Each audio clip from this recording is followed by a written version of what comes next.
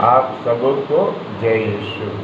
आज माता कलीसिया यूहन मेरी बियानी का पर्व मनाती है, जिनका जन्म फ्रांस के डार्डिजन में हुआ था। बपतिस्मा भी उनका उसी दिन हो गया। ये अपने 6 भाई बहनों में चौथा स्थान रखते। इनके माता का नाम मैथ्यू और मेरी बिनी। पुरोहिताभिषेक इनका 12 अगस्त 1815 में हुआ और पहला अपॉइंटमेंट इटली के बैली का सहायक पुरोहित के रूप में हुआ। 12 अगस्त 1818 में 3 साल के बाद ये आर्स के पहले पुरोहित बनाए गए।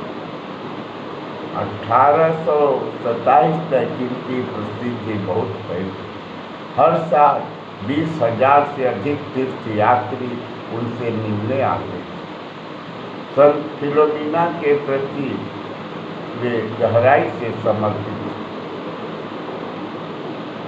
थे। बहुत सीरियस बीमार होने पर मरने को थे, लेकिन संत फिलोमिना की मध्यस्थता से ये भले चंगे और स्वस्थ हो गए।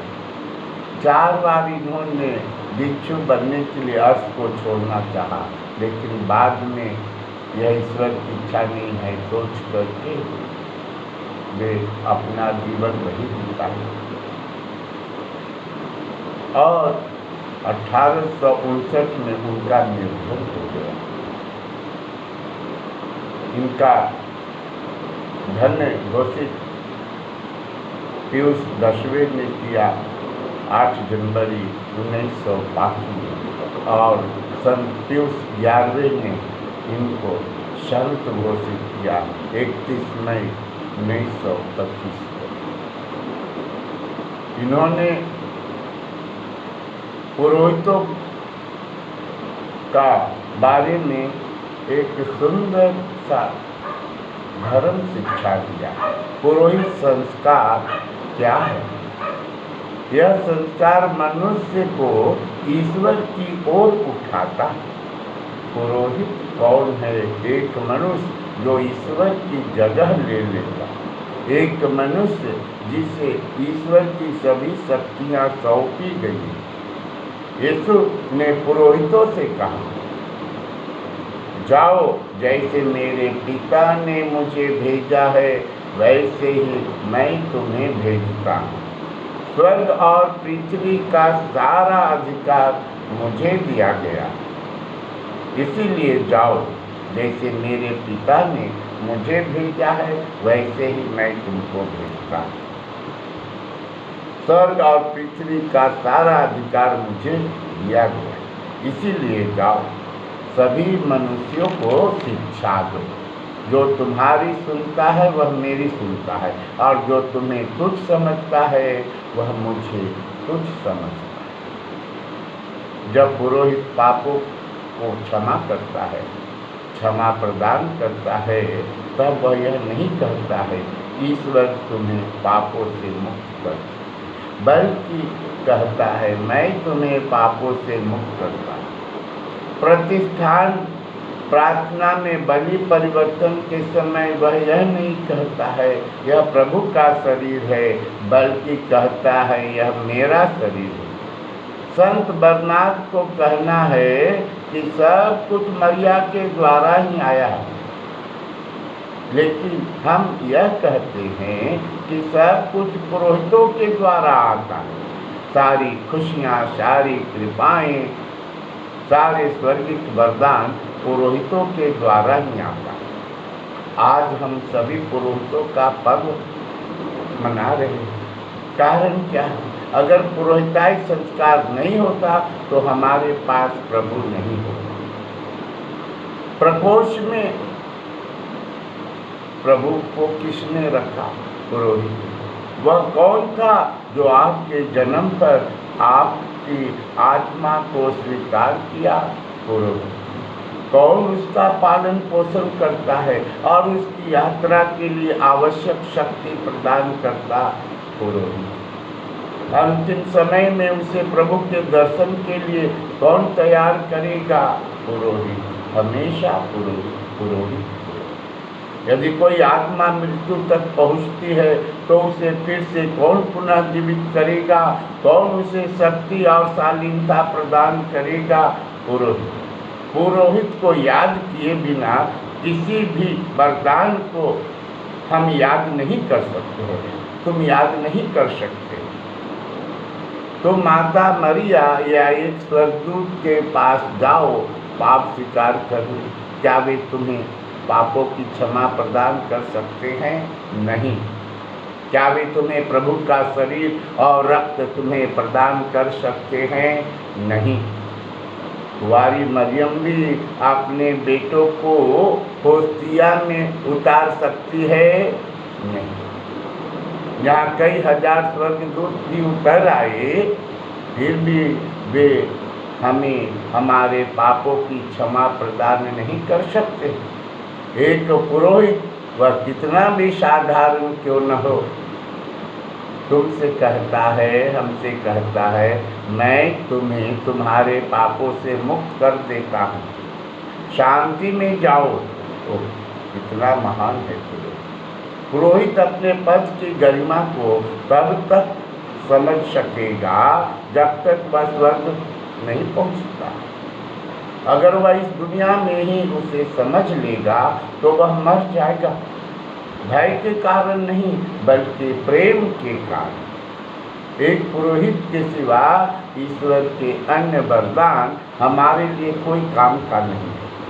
सोने से भरा एक घर तब तक इस काम का है जब तक उस घर का दरवाजा खोलने वाला कोई न हो।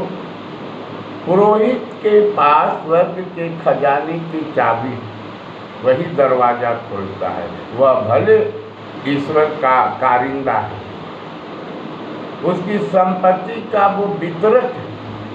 पुरोहित के बिना हमारे प्रभु यीशु के मृत्यु और पुनरुत्थान हमारे लिए फलदायक सिद्ध नहीं होगी। गैर ईसाइयों को देखिए, प्रभु यीशु के मृत्यु से उन्हें क्या लाभ हुआ? वे मुक्ति की आशीषों के सहभागी इसीलिए नहीं कि प्रभु के रक्त को उनकी आत्माओं पर लगाने वाला पुरोहित उनके पास नहीं है। पुरोहित अपने लिए पुरोहित नहीं है, वह स्वयं को पाप क्षमा नहीं देता, वह खुद के लिए संस्कारों का अनुष्ठान नहीं करता, वह स्वयं के लिए नहीं, तुम्हारे लिए, हमारे लिए। ईश्वर के बाद पुरोहित ही सब कुछ है। एक पल्ली को 20 साल के लिए पुरोहित के बिना छोड़ दीजिए, वहाँ के लोग जानवरों की उपासना करने लगेंगे, आराधना करने लगेंगे। अगर मिशनरी या फादर नहीं है चर्च में तो हम लोग बोलते हैं, अरे आज मिस्सा नहीं है, आज गिरजा में क्या कर सकते हैं, प्रभु नहीं है, हम घर पर ही प्रार्थना कर सकते हैं। जब लोग कलीसिया का सर्वनाश करना चाहते हैं तो पहले पुरोहित पर ही आक्रमण करते हैं, क्योंकि जहाँ पुरोहित नहीं है वहाँ बलिदान नहीं, और जहाँ बलिदान नहीं है वहाँ कोई धर्म नहीं। प्रकोष्ठ में, टबरनाकल में हमारा आत्मा का सच्चा भोजन रखा गया है। उसकी चाबी किसके पास है? उसे कौन वितरित करता है? त्योहार की तैयारी और भोजन का प्रबंध कौन करता है? पुरोहित। और भोजन क्या है? प्रभु का मूल्यवान शरीर और रक्त। ओह ईश्वर, ईश्वर हमें कैसे प्यार करते। प्रभु ने हमें प्यार किया है। पुरोहित की शक्ति को देखिए, एक रोटी के टुकड़े से, वह शब्द मात्र से एक ईश्वर को बनाता है। यह संसार के सृष्टि से भी बड़ा कार्य है। किसी ने पूछा, क्या संत फिलोमिना आज के पादरी की आज्ञा पालन करती थी? जरूर करती होगी, क्योंकि ईश्वर भी तो उसकी आज्ञा का पालन करते थे। पुरोहित यीशु का हृदय का प्रेम है।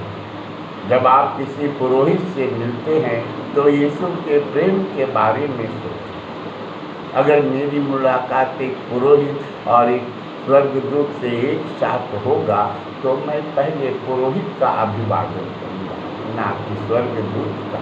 स्वर्गदूत तो ईश्वर का मित्र है, लेकिन पुरोहित ईश्वर की ही जगह ले लेता है, वह ईश्वर का स्थान ले लेता है। संत तेरेसा उस रास्ते का चुंबन करती थी जिस रास्ते से पुरोहित जाता था। जब आप किसी पुरोहित से मिलते हैं तो हमें बोलना चाहिए, यह वह है जिसने मुझे ईश्वर का संतान बनाया, बपतिस्मा के द्वारा मेरे लिए स्वर्ग का द्वार खोल दिया है, मेरे पाप करने के बाद जिसने मुझे शुद्ध किया, जो मेरी आत्मा को पोषण देता। गिरजे में संदूक को देखकर हम कह सकते उस जगह में प्रभु का शरीर है। वह क्यों वहाँ है? क्योंकि पुरोहित वहाँ था और उन्होंने निस्सा बलिदान किया।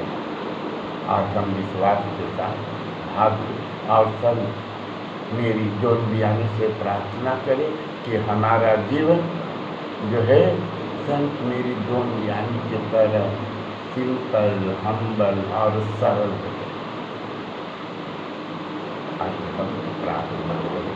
ईश्वर आप सबों को आशीर्वाद, पिता और पुत्र और पवित्र आत्मा के नाम पर आमीन।